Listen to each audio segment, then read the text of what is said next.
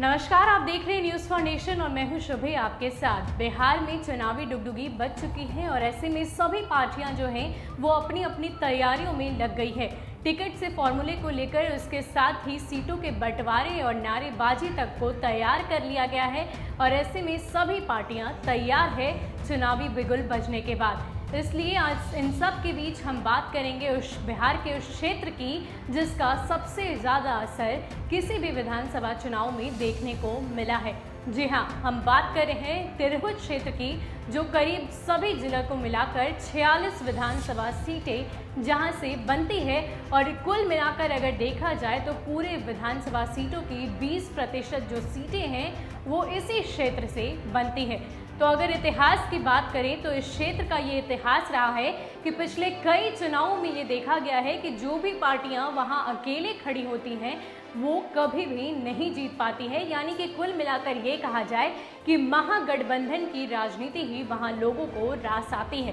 तो इसके पहले के चुनाव की भी अगर बात करें तो भाजपा पार्टी पिछले बार बिल्कुल अकेले रह गई थी और राजद और जदयू ने एक साथ मिलकर चुनाव जीता था। तो ये कई दशकों का इतिहास रहा है कि वहाँ तिरहुत क्षेत्र में जो 46 विधानसभा सीटें हैं उसमें सभी लोगों को महागठबंधन की राजनीति ही रास आती है।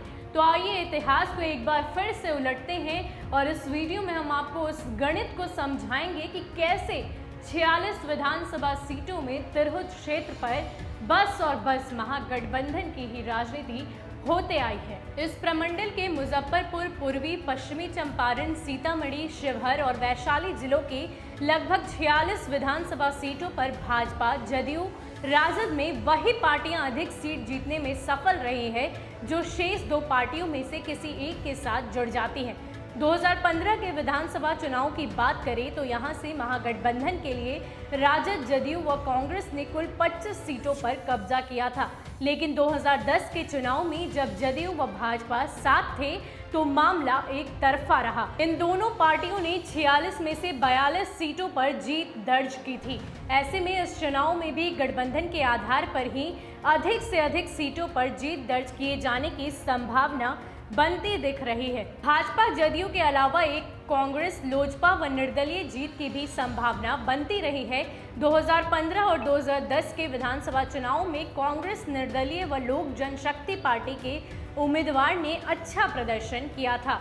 भले ही 2015 के चुनाव में कांग्रेस व लोजपा को दो सीटों में संतोष करना पड़ा हो, लेकिन कई सीटों पर इन पार्टियों के उम्मीदवार दूसरे नंबर पर रहे हैं।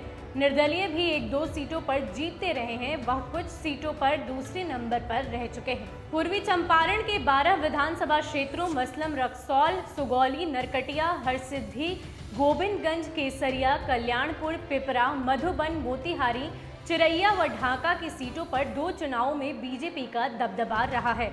2015 के चुनाव में बीजेपी को 7 व 2010 के चुनाव में 6 सीटें मिली थी।